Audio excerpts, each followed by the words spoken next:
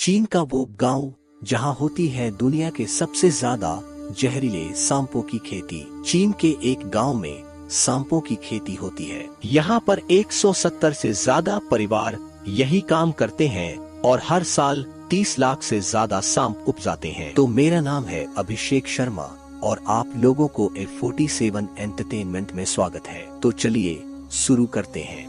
चीन के लोगों को अजीबोगरीब चीजें खाने unusual food habit in China के लिए जाना जाता है। खासकर कोरोना फैलने के बाद से पूरी दुनिया कोरोना वायरस इन वर्ल्ड में इस देश के खान पान की चर्चा हो रही है। माना जा रहा है कि ये वायरस पेंगोलिन या फिर चमगादड़ से फैला है। वैसे कुत्ते चमगादड़ खाने के लिए सुर्खियों में रह रहे इस देश में जहरीले सांपों की खेती होती है। जी हाँ, आप बिल्कुल सही सुन रहे हैं। यहाँ का जीसी गांव इसी काम के लिए जाना जाता है। यहाँ किंग कोबरा, वाइपर और रेटल स्नेक जैसे एक से बढ़कर एक जहरीले सांप पैदा किए जाते हैं। चीन में हजारों सालों से परंपरागत चिकित्सा पर यकीन किया जाता रहा है। इस चिकित्सा के तहत जंगली जानवरों और पेड़ पौधों से किसी भी बीमारी के इलाज का दावा किया जाता है। सांप से स्किन डिसीज के इलाज का सबसे पहला जिक्र 100 में मिलता है। तब चीन में स्किन की गंभीर समस्या में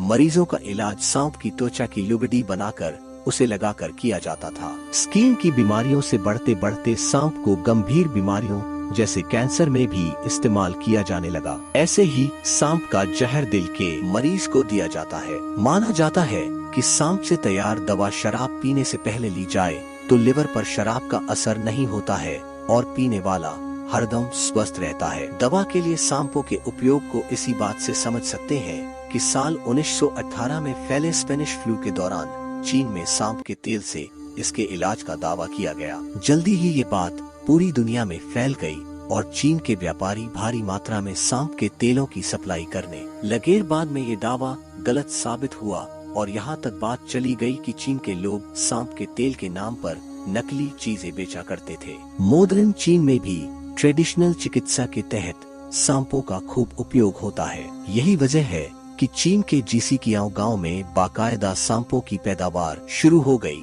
ठीक उसी तरह जैसे किसान अनाज उगाते हैं। जीसीकियाओ गांव चूंकि चीन में लगभग 90% तक सांपों की जरूरत पूरा करता है, इसलिए इसे स्नेक विलेज या सांपों का गांव भी कहते हैं। साल 1980 से यहाँ ये काम शुरू हुआ और जल्द ही पूरी आबादी यही करने लगी। इससे पहले यहाँ के किसान जूट और कपास की खेती किया करते थे, लेकिन ये काम उन्हें ज्यादा फायदेमंद लगा।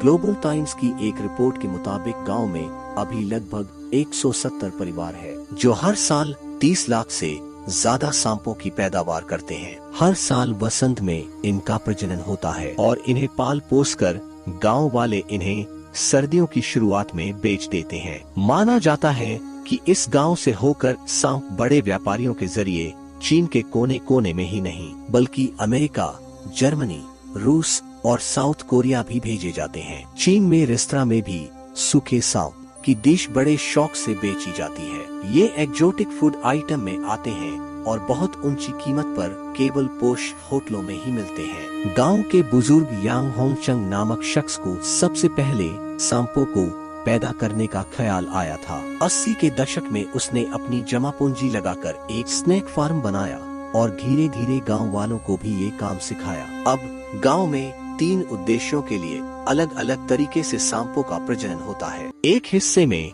सिर्फ वाइपर सांप पैदा किए जाते हैं ताकि उनका जहर बेचा जा सके। एक हिस्सा ऐसे सांपों की पैदावार के लिए है जिनका मांस खाना पसंद किया जाता है और एक हिस्से में सांपों की स्किन, आंखों और ब्लैडर से दवा बनाने के लिए ब्रीडिंग कराई जाती है। रॉयटर्स के मुताबिक यहाँ स्नेक फार्म में लकड़ी और शीशे के छोटे छोटे बक्सों में सांप पाले जाते हैं। जब सांप के बच्चे बड़े हो जाते हैं तो उन्हें प्लास्टिक की थैलियों में भरकर एक से दूसरी जगह ले जाया जाता है ताकि बढ़ने के लिए पूरा स्पेस मिल सके। सर्दियों की शुरुआत तक इनकी बढ़त पूरी हो चुकी होती है, तब इन्हें बुचड़खाने ले जाया जाता है जहां सांपों की किस्म और उनके इस्तेमाल के आधार पर अलग अलग सेक्शन होते हैं। जहरीले सांपों का सबसे पहले जहर निकालकर लैब में संरक्षित करते हैं और फिर शरीर के दूसरे हिस्सों का इस्तेमाल होता है। आप ये वीडियो YouTube पर देख रहे हैं तो चैनल को सब्सक्राइब जरूर कर ले।